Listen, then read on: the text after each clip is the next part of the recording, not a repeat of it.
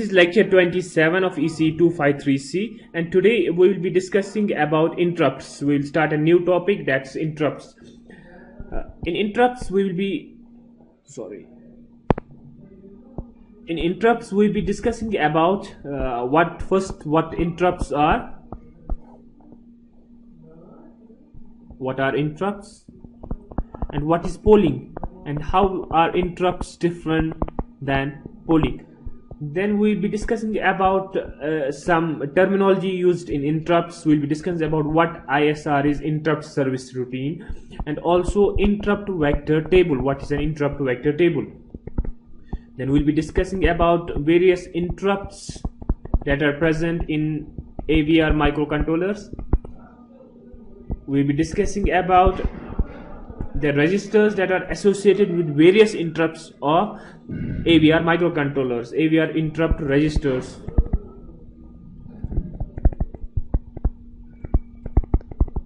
Then we'll be programming some of these interrupts. For example, we'll be programming the timer interrupts,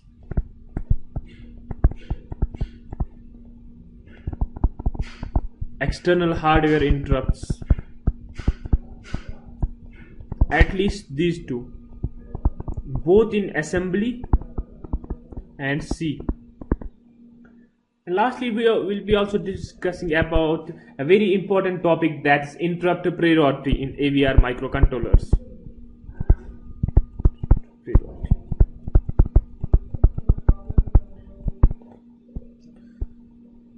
So first of all, what are interrupts and what is polling?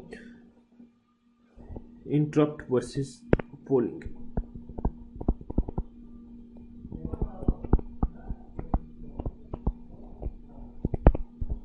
When a microcontroller has to service more than one device, that means there are more than one sensors are connected, maybe sensor 1, sensor 2, sensor 3, but there are more than one output devices, like maybe motor 1 and motor 2 connect to a microcontroller, and the microcontroller has to service all of these devices. The usual method we use, it's called polling. What happens in polling? The microcontroller constantly and repeatedly checks the status of all these inputs, all these sensors. It checks the status of S1, then S2, then S3, then repeats the same thing. Whenever it checks the status of any of these inputs, it determines what should be the output, and accordingly gives that output. And although polling can monitor the status of several devices and serve each of them as certain conditions are met, it's not an efficient method of serving more than one device, because sometimes what happens, two things may happen. Sometimes in fact it takes a lot of time. I have to constantly check all the input devices, and whenever any of the input device has changed its condition, I have to give some output accordingly. So it takes a lot of time. Every time, in every cycle, I have to check each of these input devices. This is one of the problems, and hence it's not efficient. And another thing, what may happen, sometimes maybe a particular input that needs to be given preference. For example, I will give an example. In an oven, microwave oven, there are many inputs. This is my microwave oven microcontroller for oven. There are many inputs to it. For example, there's an input from the temperature sensor that detects the amount of heat that has been produced inside the ventilator. There are inputs from the buttons. There's a particular input that's from, for example, there's a sensor that checks whether the door is closed, and if the door is open, the microcontroller has to stop the working of the oven, because it will be dangerous if the microwaves emit the cavity of the microwave oven. So this input that's coming from the door sensor is always given preference, because no matter what my oven is doing, if the door is opened, it should stop everything. That means it should service that input only at that time. Similarly, for example, in some device that I'm using for controlling the temperature of a particular building, there's a particular sensor that detects the smoke, in fact that detects the fire. There's a smoke sensor or a heat sensor, and those two sensors are used to detect if there is fire in the room. So whatever that system is doing, if there is fire inside the room, it should immediately suspend all its activities and service that sensor. What does the service that sensor mean? Maybe, for example, turn off all the electrical appliances, or raise an alarm, or automatically call a fire alarm, call fire services. So these are interrupts. In an interrupt method, whenever any device needs service, it is different from the polling. In polling, microcontroller constantly checks the status of these devices. But in interrupt, whenever any device needs service, the device itself notifies the CPU by sending an interrupt signal. It sends an interrupt signal, microcontroller comes to know about that interrupt signal, the processor comes to know about the interrupt signal, suspends its activities and serves that signal. So upon receiving this interrupt signal, what does the microcontroller do? The processor stops its normal execution and jumps to execute a special instruction or a set of special instructions. So this is my microcontroller memory, ROM. There are various instructions, and the processor, my embedded system, is executing these instructions. And suddenly there is an interrupt. There can be more than one interrupts in a system, and suddenly there is an interrupt signal from one of these interrupts. So what will microcontroller do? It will stop its normal execution. Maybe it was executing this instruction, it will stop, and then it had to actually start the execution of this instruction. But if there is an interrupt signal, the CPU will stop its normal execution. That means it will stop executing the next instruction. What it will do? It will jump to a special address. It will jump somewhere else, maybe to this location, and start executing those instructions which are actually special instructions. That means it will jump to a particular subroutine where I have written the special instructions that actually need to be executed when a particular interrupt signal is generated. This subroutine is specially known as interrupt service routine.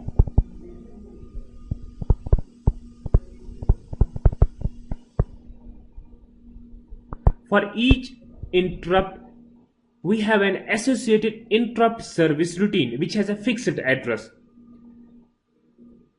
So whenever that interrupt generates the interrupt signal, microprocessor stops its normal execution and jumps to the base address of that interrupt service routine and starts executing the instructions in that interrupt service routine until the last instruction then comes back to the normal program. As I said, there can be more than one interrupts in a particular system, and then we have to write interrupt service routines for each of these systems, and these interrupt service routines need to be written from a fixed memory location. That memory location has been decided by the manufacturers of the microcontroller. What are the different interrupts? Okay, interrupt service routine is also known as interrupt handler. Interrupt handler. So maybe we have 5 interrupts. I have interrupt 1, I have interrupt 2, interrupt 3, interrupt 4, interrupt 5. For each of these interrupts, I have to write instructions, a special group of set of instructions, and those instructions will be called interrupt service routine. They actually will be a kind of subroutine, but a special subroutine, in the sense they only belong to that particular interrupt. They can't be called by any other instruction, and also they need to be written from a fixed memory location. That memory location has already been decided by the manufacturers of the microcontroller. So interrupt 1 will have its own interrupt handler or interrupt service routine, ISR1. Similarly, ISR2 for interrupt 2, ISR3, ISR4, ISR5. So what will happen during the normal execution of a program? If any interrupt signal from any of these interrupts comes to the CPU will suspend its normal execution and jump to a particular address. Where from it will get that address? That address will be actually the starting address, starting memory location of that particular interrupt service routine. And where from it will get that address? Those addresses are stored inside the memory of the microcontroller in a fixed table. That table is known as interrupt vector table. For example, it may be something like this. If I have these 5 interrupts, I will have ISR1, ISR2, ISR3, ISR4, and also maybe ISR5.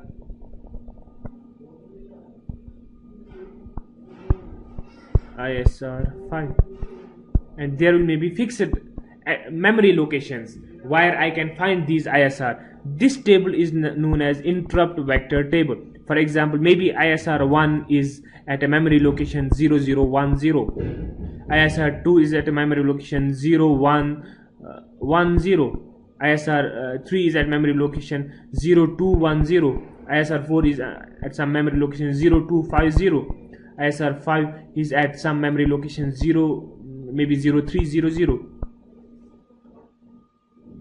So I have to make sure to write the interrupt service routine of interrupt 1 starting from memory location 0010. That I can do using my org function.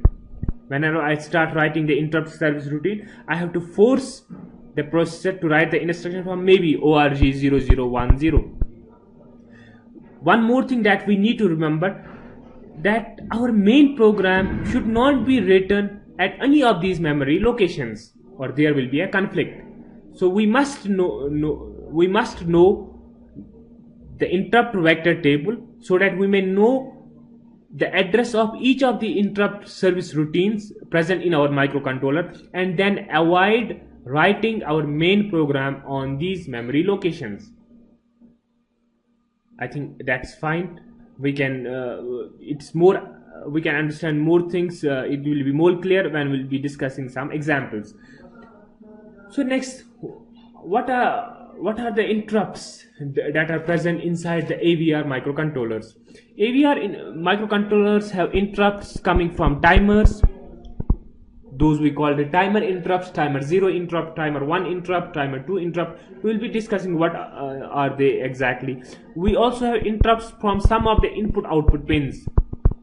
If we need an interrupt to come from an external source, we can connect that interrupt to any of our interrupt input-output pins. What are these pins? We will also be discussing that. We also have interrupts coming from UCRT and SPI communication. We also have interrupts from ADCs. So there are many interrupts in AVR microcontroller, maybe more than 20-30. We will not be discussing all of them.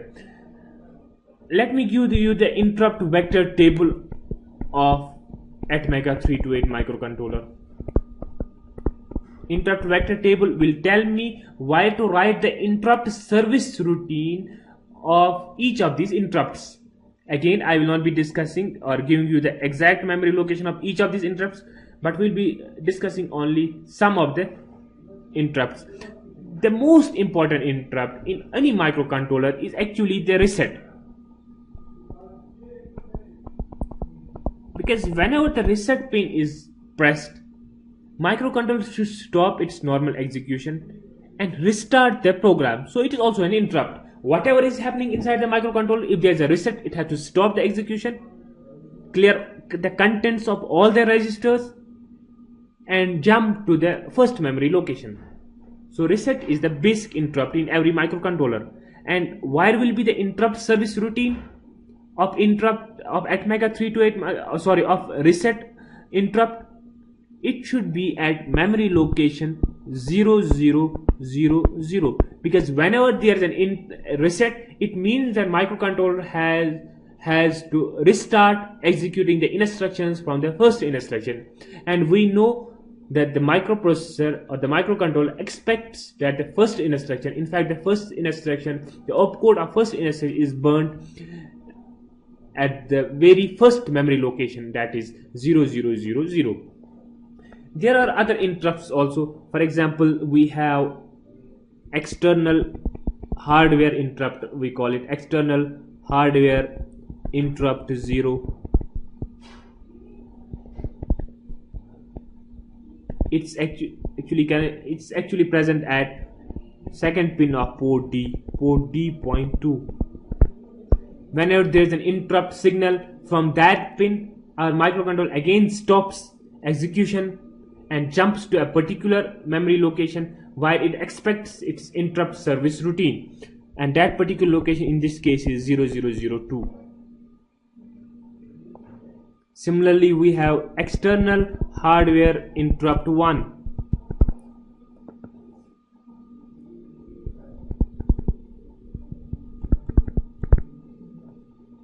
And it is actually at port D.3. So the interrupt service routine needs to be present at 0004.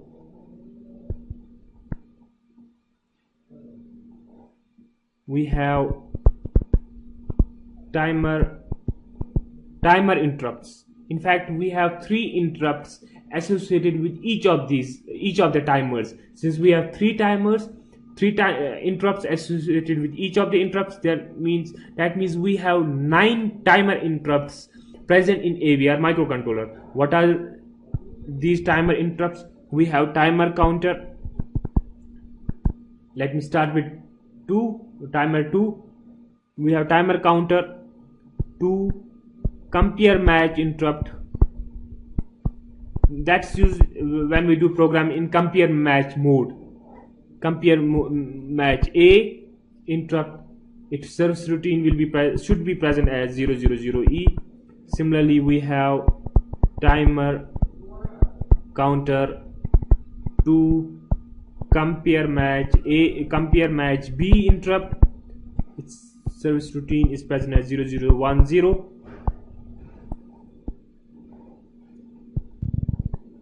Similarly, we have timer counter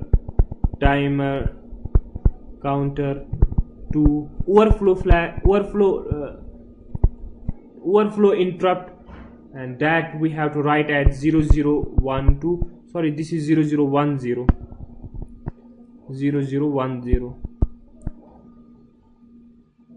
Similarly, we have 3 interrupts for timer 1 and 3 interrupts for timer 0. Since we have discussed only the overflow thing, we'll be discussing only timer overflow flags.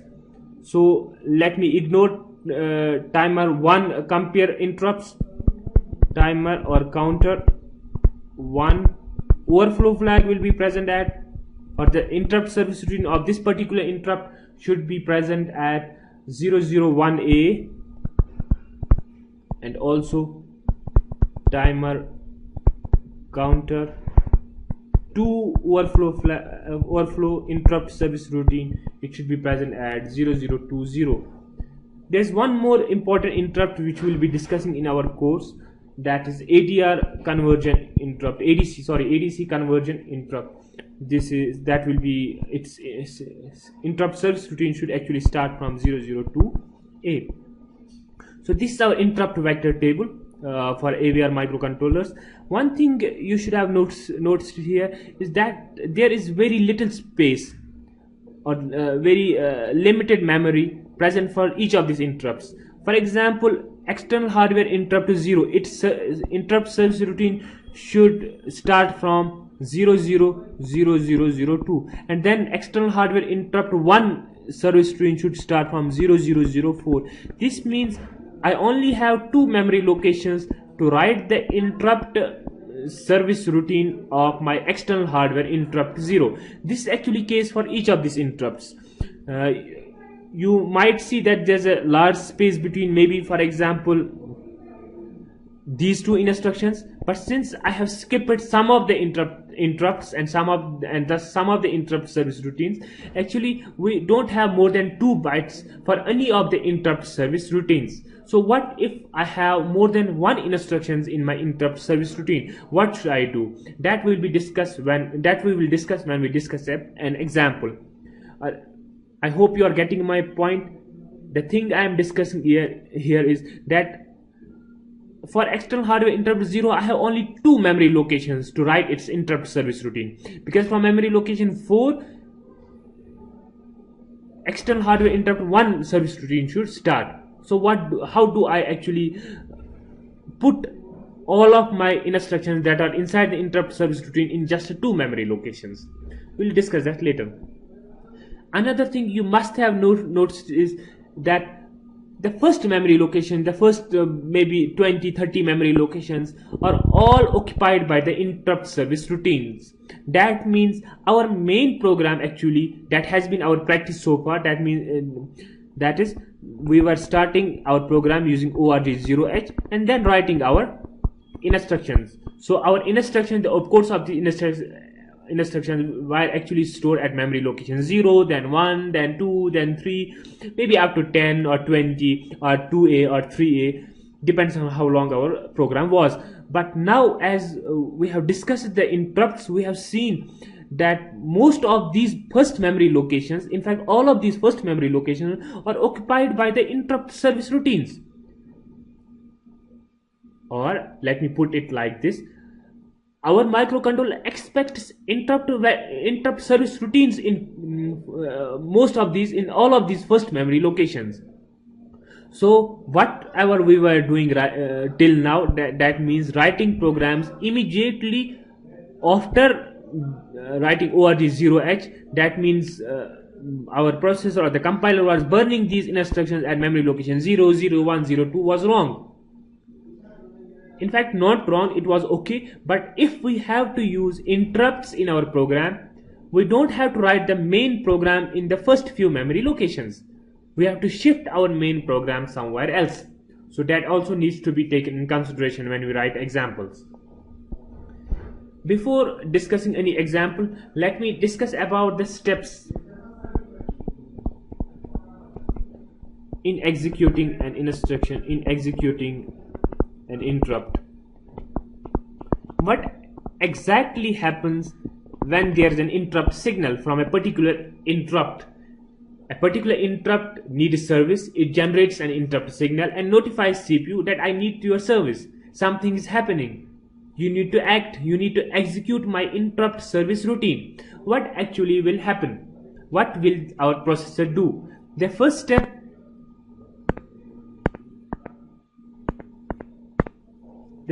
will be our processor. It will finish executing the current instruction. Whatever instruction it was executing, it will finish that instruction. Finish the execution of current instruction. And then what will it do? It will jump to that particular interrupt service routine. So before doing that, it will save, because then it has to return when it will finish serving or executing the instruction in the interrupt service routine. It has to return to the main program. So before jumping, it will save the address of next instruction, current instruction. It finishes the execution. The address of the next instruction, it will save on stack.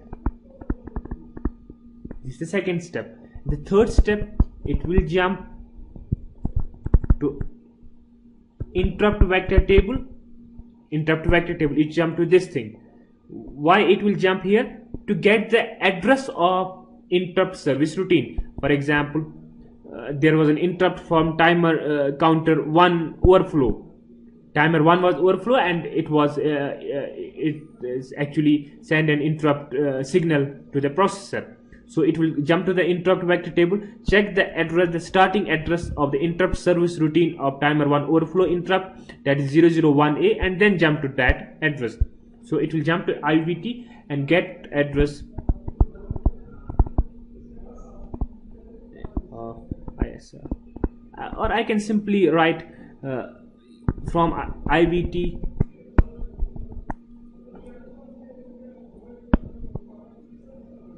from interrupt vector table get address of the ISR.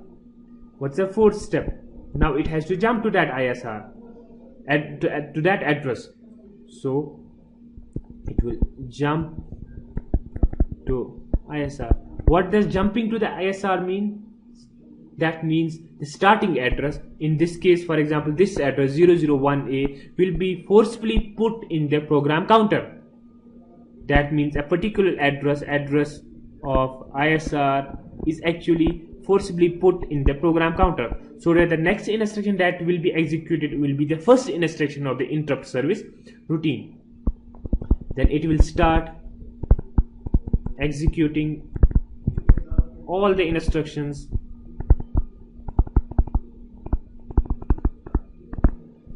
inside the interrupt service routine until the last statement. Since interrupt service routine is also in like an subroutine, the last instruction will be a return, but in this case it will be a special return instruction, that's not RET but RETI. What significance we'll discuss later. How is RETI different from RET?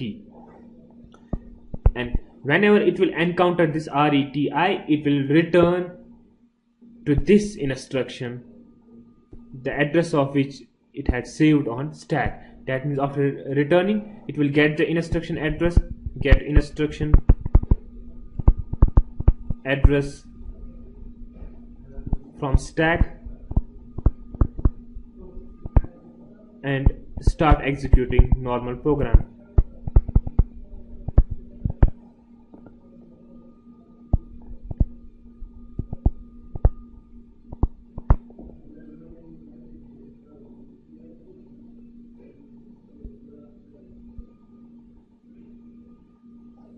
Now there's, before moving to an actual program or discussing an example, there's one more important topic that I need to discuss,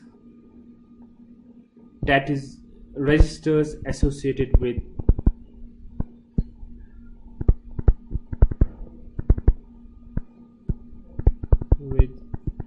interrupts.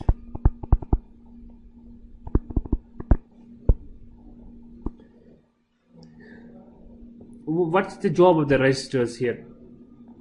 See, before we decide to use an interrupt in a program, we need to enable or disable interrupts. Do I need to enable interrupts, or do I need interrupts in this program? Then only I will enable my interrupts. If I don't need interrupts, I will disable my interrupts, first thing. Then also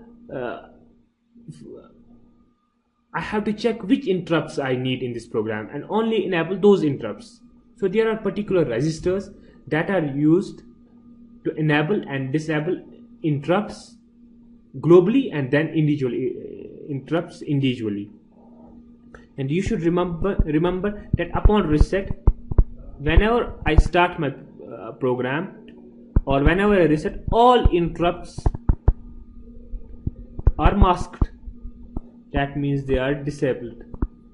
If I invoke an interrupt, that will not stop the normal execution of my program, or simply interrupt service routine will not be executed. I have to enable these interrupts. So how do I activate or enable all these all interrupts globally? Activating interrupts. If you remember, we have discussed the status register, SREG.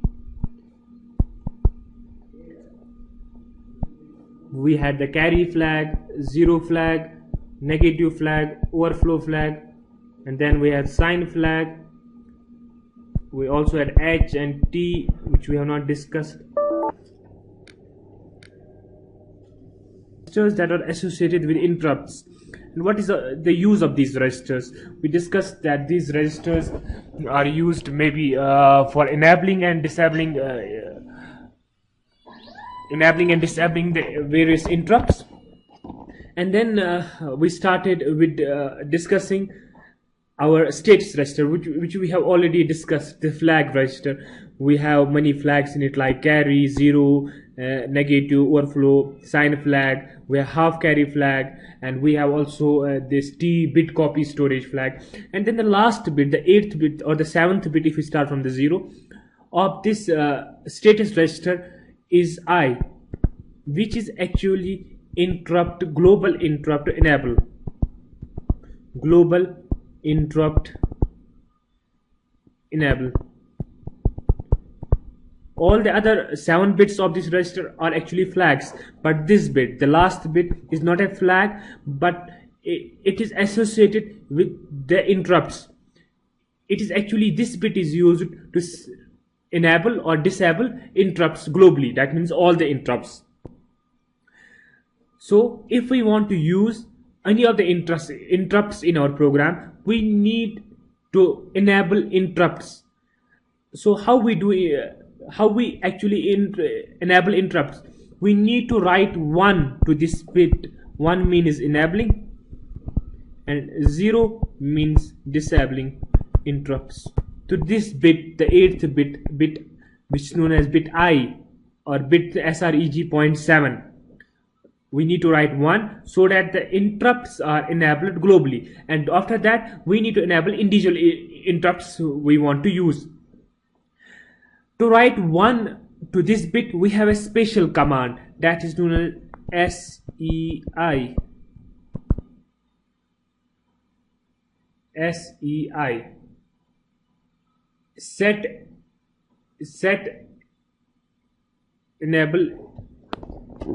interrupts or set interrupts. And then for disabling the interrupts, we have to write 0. We also have a special command for that, and that is CLI, clear interrupts.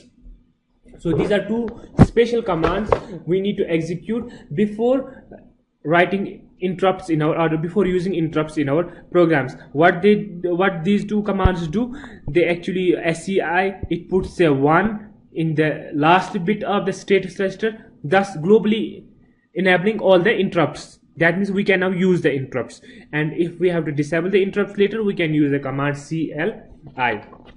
Now after that, we need to enable individual interrupts one by one. For example, if we want to use the timer interrupt, for example timer 0 interrupts,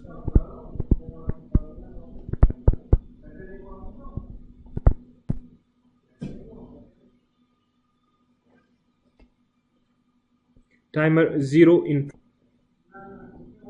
So after enabling interrupts globally, I was saying that we have to enable individual interrupts. For example, if we are using timer 0 interrupt, any of the 3 interrupts of timer 0, whether that deals with the overflow or whether that deals with the compare registers, we have a special register for each of these timers. We have the name of that register is TIMSK.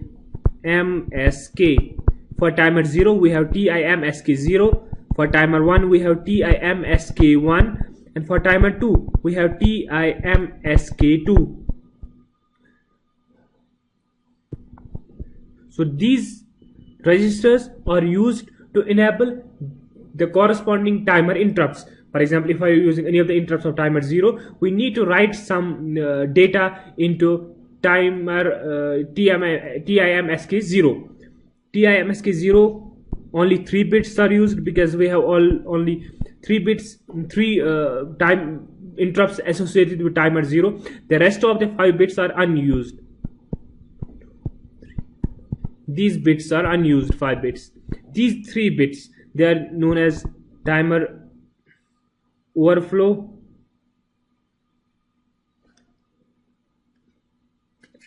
timer overflow,